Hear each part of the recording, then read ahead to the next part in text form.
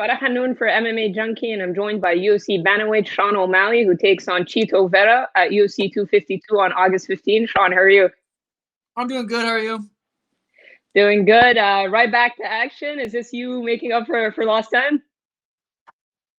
Not really. This is how my whole career's been. Besides those 2 years that I was out for some bullshit. So other than that, this is how I like to go. I like every 3-4 months. This is looking back on my career since I started fighting when I was 16. It's been, I used to fight way more than 4 or 5 times a year back when I first started as an amateur, and now once I turned pro is about 3-4 a year. So we're right on schedule. Cool. And Marlon, I think it's a name that we expected. You were previously booked to fight him. Did you ask the UFC to fight Marlon? I figured that's just kind of what would happen. We were supposed to fight a while ago. I was supposed to fight Jose and didn't, and then I ended up fighting him. I think Chito's on a 6-fight win streak with 5 finishes in a row, winning by decision, winning by knockout. So, I thought it made sense. I personally don't care about the rankings at all. I never have. I've always thought they were, just kind of there because they had to be. So as far as that, it doesn't really matter. I think Chito's a good next opponent for me. And I think he's a dangerous opponent, and I'm excited to fight him. You thought he won his last fight, right? Yeah, I think the majority of people thought he won that last fight. And you've been going back and forth with him, and a lot of people are looking at this and saying, "All right, now Sean's got a tough test." On paper, do you see Chito Vera as your toughest test to date? Yeah, absolutely. He's a decent striker, black belt in jiu-jitsu. He's definitely the toughest opponent to date, and that's what I wanted.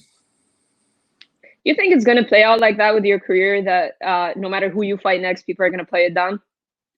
Yeah, I could literally knock out Peter Yan next fight, and people say something stupid. So that's literally just how the world of social media works. So I've learned that I've learned that early on. So I'm definitely not too worried about it. And speaking of Peter, I'm assuming, of course, you watched this fight. What did you think of his performance against Aldo? Beautiful performance. Aldo is a super game opponent. I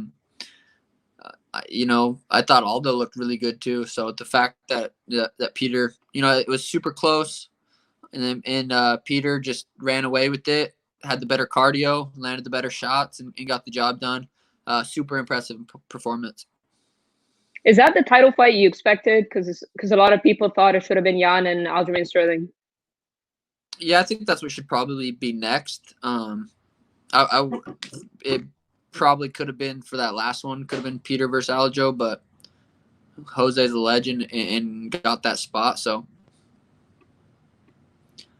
And what do you think? Like, they keep asking Dana who's next, and he won't say Aljamain Sterling. Like, I'm not quite sure why. So people are thinking that they could be trying to set a potential Cody and Peter Yan fight. What are your thoughts on that? I think Peter would smoke Cody. Yeah, I think Peter would beat Cody. I don't think that's what's next. I think Cody he got knocked out 3 times in a row, and then closed his eyes and threw a right hand and knocked out a Sunsao. So he probably has to. Who knows? After I fight Chito, I think it could make sense. Me versus Cody. We'll see if he gets something scheduled or what. I think Marlon versus Peter would be even possibly what's next. Marlon Vera, obviously. So that would be a fucking sweet fight too. Yeah, because Marlon had called out Cody and Dominic, and he said that Cody wanted to fight in October or something like that. But it's just weird how Dana won't say it, because Aljamain Sterling seems like a clear-cut #1 contender. He just won't say his name. So I don't know if they're going to do Jan versus Cody or what they're going to do. But it seems a little bit fishy that he won't say. Maybe he's dealing with all the Fight Island stuff, but I felt like it was a pretty obvious answer for him to say that Aljamain was next. Yeah, I agree with you 100%. I thought that was totally what was next, and I thought that was obvious. I thought he would say, let's do Peter versus Aljo. Looking at Aljo's wins, there are a lot of decisions, so I don't know. Besides the last performance against Corey, which was a quick finish. So I don't know if that's what he's hesitant about or what, but we'll see. Everyone's What do you just think? waiting. What do you say? Sorry. I said everyone's just waiting for me to win a couple more and be champ anyway. So once I get a couple more wins, none of that'll even have to be talked about. We'll just say who's next for me. And you had a comment to make about last night's bantamweight fight as well, Jimmie Rivera and then Cody Stamen. I think you put the yawn emoji. Is that you just reacted to the fight, or do you see Rivera, who won obviously as a potential next opponent? They fought at 45, didn't they? Yeah. Yeah. I don't know. It was mostly the yawn, just because Cody Stamen said I won't look him in the eyes when I see him, but I don't know if he wants me walking around on my knees trying to look him in the eyes or not. But I was more just a kind of a stab at him for talking on the Sugar Show. I was just giving it back. Your name is being thrown out a lot on social media for people, for them continuing to discredit you, but also talk about you all the time. I'm sure you see all that, right? Yeah, and that's kind of that's what happens when you talk a lot of shit, and that's I'm talking shit to a lot of gangsters, a lot of guys that are killers. So I'm not surprised my name is being thrown around out there, but I feel like I think this fight against Cheetah will really kind of get to show.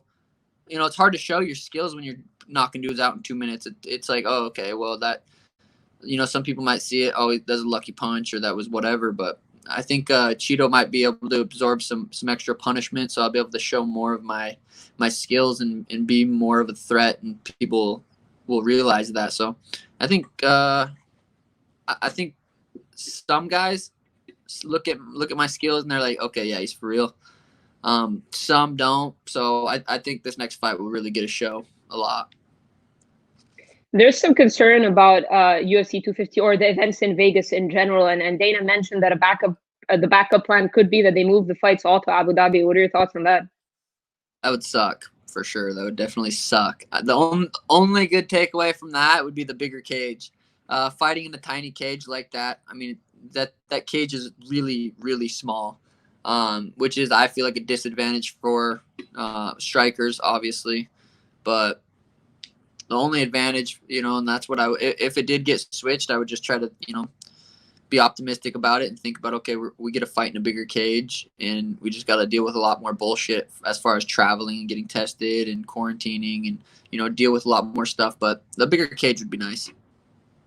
Your last fight was pretty quick, but what was that like fighting in the 25-foot cage? Did you feel any difference at all in terms of your game plan, movement, and all that?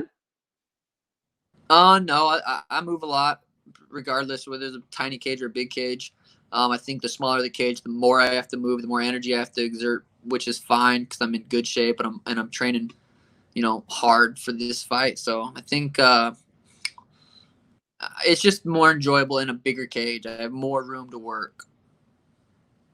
You currently don't have a manager. How did you come to that decision, or why did you come to that decision, rather?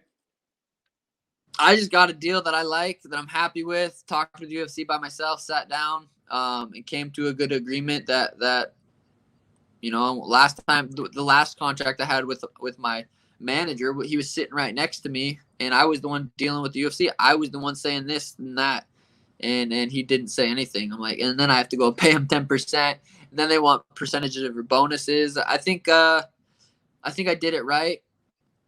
I just, I feel like I know what I want. I know what's going to make me happy. I know what's best for me. And I got a good contract, and I'm happy about it. And how about all the outside the octagon stuff? Do you have someone helping you out with that, or do you do that like sponsors and all that? Yeah, I'm working with a couple people right now. Hopefully dropping a new merch line here soon. There's still contractual stuff I need to figure out with that, but I have a lawyer, a contract lawyer. I have a couple marketing managers and things like that. A lot of the managers say they won't work with you unless they get percentage of your bonus, but so it's just a long process and figuring out, talking to a bunch of different people that want to help manage my career. So I'm sitting down, and it takes a while because I got to talk to all the different ones and figure out what's best. And I don't want to make a decision and then get signed to something long term that I don't want. So, and my dad's been helping me out a ton, making phone calls and stuff. So we're taking it slow, but we have a lot of the the top people marketing or management companies in the world reaching out. But as far as, I'm on Twitch, I'm on YouTube, obviously social media, Instagram, Twitter, all that stuff, podcasts. So, there's a lot of help that I could use, and we're getting stuff figured out. Do you see yourself eventually signing with like an MMA manager, or you're happy going down this route and just figuring it out as you go? Probably won't sign with an MMA manager, at least not right now. I just got a new contract. I just got a new contract. I don't need that right now. But for the marketing outside of MMA, for sure would be nice to get the right one. Cool. And I'll leave you a couple more questions. I appreciate your time. How do you see the fight with Chito playing out? You did say that you expect him to absorb more damage. So are you saying that a finish in the later rounds, the distance, how do you see it playing out? Yeah. It's hard not to see me getting a first round knockout. Based on that's pretty much how my career's been. Even as an amateur, I was getting a lot of first round knockouts. Just, if he's never sparred someone like me, he's never fought someone like me. And a lot of people say that, but a lot of people are basic. He's pretty basic. He's got basic striking and good jiu-jitsu. I got excellent striking, and I feel like I have really good jiu-jitsu. So I think he's going to try to put me up against the fence, do his little trips that he likes, and get on top and look for a submission. I don't think he's going to be able to put me up against the fence, and I think he's going to absorb a lot of shots trying to put me up against the fence, trying to take me down, and then I'll sneak that one in there. It's the one you don't see that gets you knocked out. Jose, that uppercut, really, that's what did it on him. Eddie was that right hand.